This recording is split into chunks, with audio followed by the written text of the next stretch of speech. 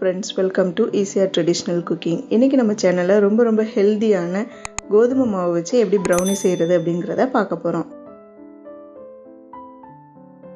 வாங்க வீடியோக்குள்ளே போகலாம்.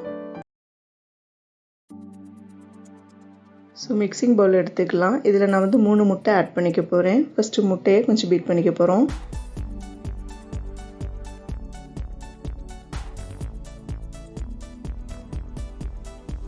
முட்டையை நல்லா பீட் பண்ணியாச்சு.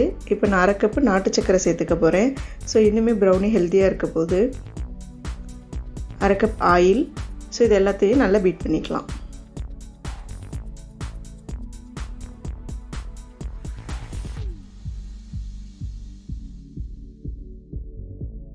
அரை கப்பு பால் சேர்த்துக்கலாம். அதையும் சேர்த்து நல்லா பீட் பண்ணிக்கலாம்.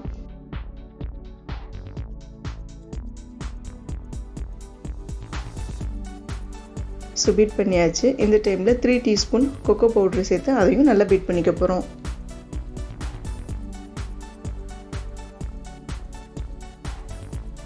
இந்த டைமில் நம்ம 1 கப் கோதுமை மாவு சேர்த்துக்க போகிறோம்.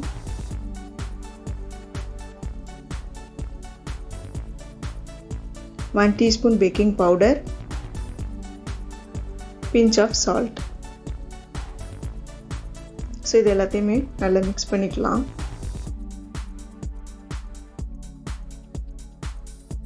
இந்த கன்சிஸ்டன்சி வர அளவுக்கு இதை நல்லா மிக்ஸ் பண்ணிக்கணும். இது மாதிரி அலுமினியம் ரவுட் பேனை நம்ம பட்டர் ஷீட் இதே அளவுக்கு கட் பண்ணி வச்சுருக்கோம். இதில் நம்ம ரெடி பண்ணி வச்சுருக்க மாவை ஆட் பண்ணிக்கலாம். இதே டைமில் நம்ம குக்கரை 10 மினிட்ஸ் ப்ரீ ஹீட் பண்ணியிருக்கோம். இப்போ நம்ம இது உள்ளே வச்சுக்கலாம். 50 மினிட்ஸ் நம்ம வெயிட் பண்ணலாம். இந்த கேக் வெந்து வர்றதுக்கு கிட்டத்தட்ட 15 மினிட்ஸ் ஆகும். 15 மினிட்ஸ் கழித்து கேக் எப்படி வெந்திருக்கு அப்படிங்கிறத பார்க்கலாம் வாங்க. இப்போ 50 மினிட்ஸ் ஆயிடுச்சு.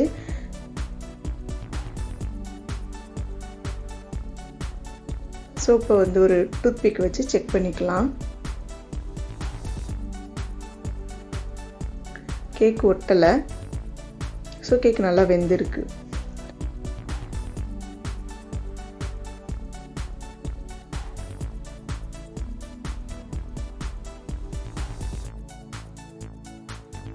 ரொம்ப சூப்பர்பான வீட் ப்ரௌனி தயாராகிடுச்சு. நீங்களும் இதை உங்கள் வீட்டில் ட்ரை பண்ணி பாருங்கள். எப்படி இருந்துச்சு அப்படிங்கிறதையும் கமெண்ட் பண்ணுங்கள். என்னோடய ரெசிபி பிடிச்சிருந்துச்சுன்னா லைக் பண்ணுங்கள், ஷேர் பண்ணுங்கள், கமெண்ட் பண்ணுங்கள். இதுவரை நம்ம சேனலை சப்ஸ்கிரைப் பண்ணாதவங்க சப்ஸ்கிரைப் பண்ணுங்கள். பக்கத்தில் இருக்க பெல் ஐக்கானையும் கிளிக் பண்ணுங்கள். தேங்க்ஸ் ஃபார் வாட்சிங்.